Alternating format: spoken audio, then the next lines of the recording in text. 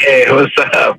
Hey, I'm just going to tell you, Bosa, and I love the show, but Bosa wants quarterback money, and he deserves it because we're paying our quarterback $800,000. Now, you're going to go against Mahomes, who's getting paid, $50 million?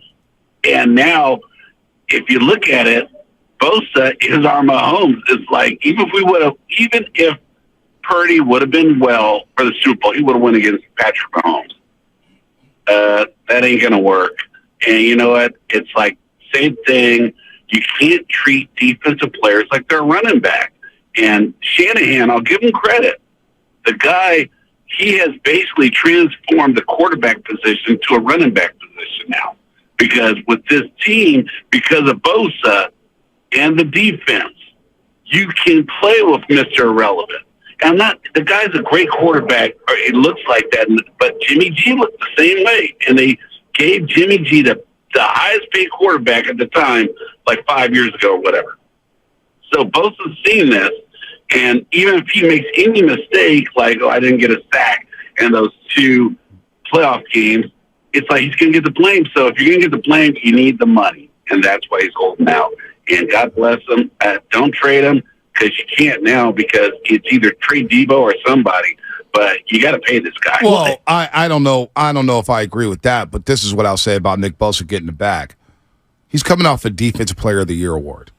His value will never be higher winning that award and being that dominant as he was last regular season. Now, the playoffs are one thing. That was his first dud in the playoffs. The first two playoff runs for Nick Bosa were all-time elite. They were. Let's not get it twisted. 2019 to 2021, Nick Bosa was really, really good in the playoffs. All right, last year he took a step back. But in the regular season, he did wrap up the DPOY award. So when you know you have that leverage of winning basically the defensive MVP of the league, knowing that I am a game changer on defense, I make our secondary better, I make our linebackers better, I make my D-line better.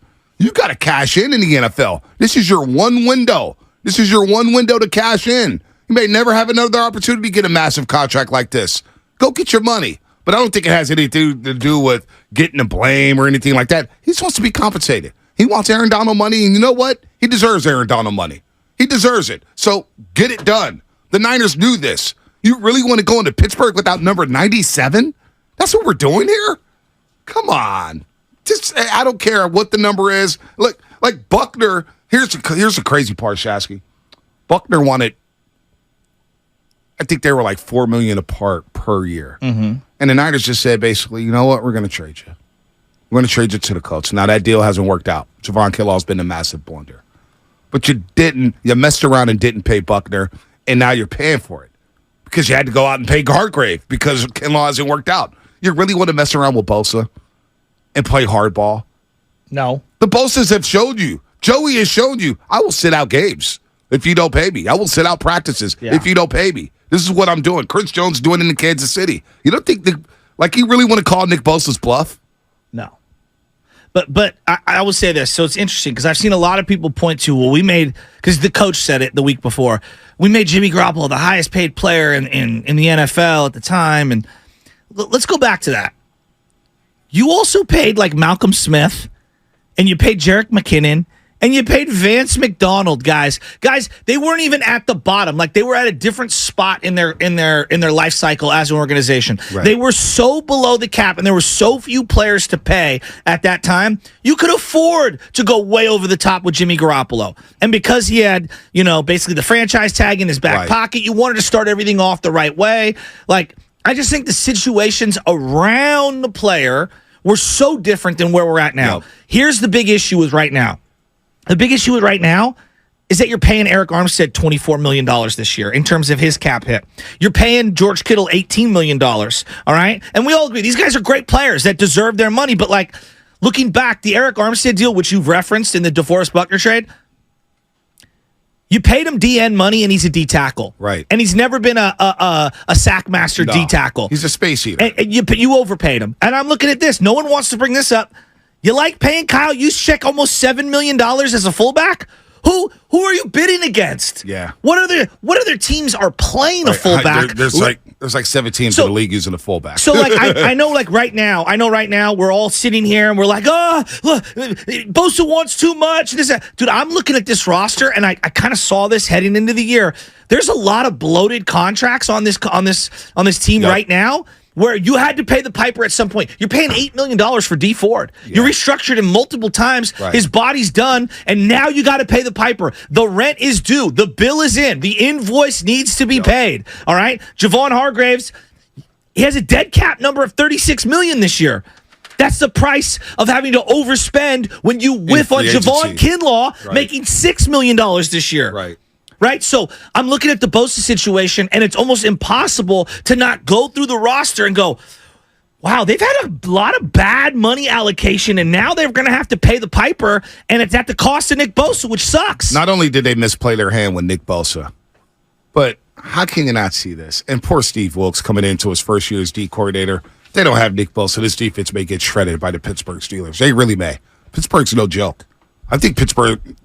I got Pittsburgh going to the playoffs in the AFC. I really do. Now, I could be wrong because that division's tough, but I think the Steelers are going to be tough this year. I agree. You look at this defense, saying to yourself, all right, we don't have Nick Bosa.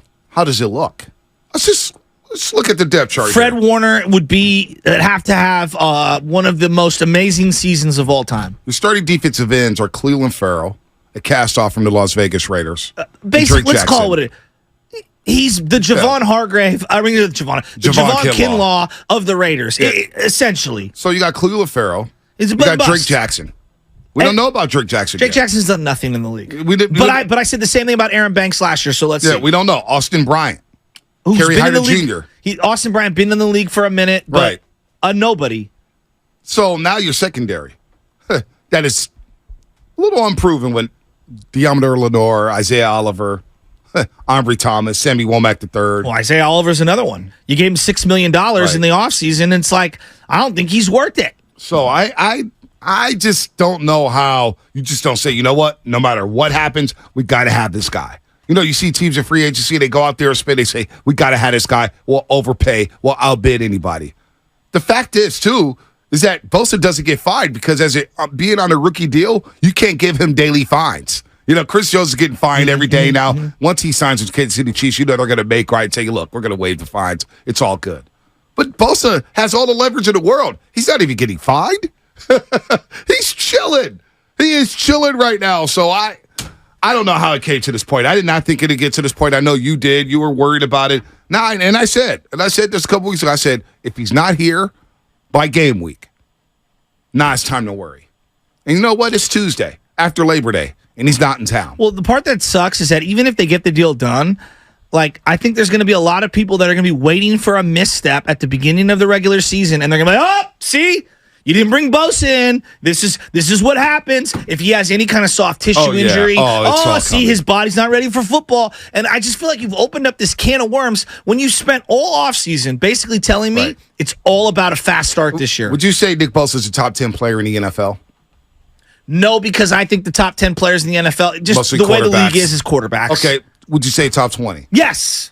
Would you say one of them 20th, out of all those 20 players, his impact is top 10 worthy, correct? If I was ranking defensive players, he's a top 5 defensive player depending on who you root for. Aaron Donald, Micah Parsons, you want to go Chris Jones? I don't think it's too probably premature to put Sauce Gardner in there, but like there are very few players. TJ Watt, I would throw into that. But there are very few players that give you what Nick Bosa gives you. So I mean, it's a short list. You do what you got to do to keep top 10 players and top 20 players happy. Absolutely. You do what you got to do that. Let's go.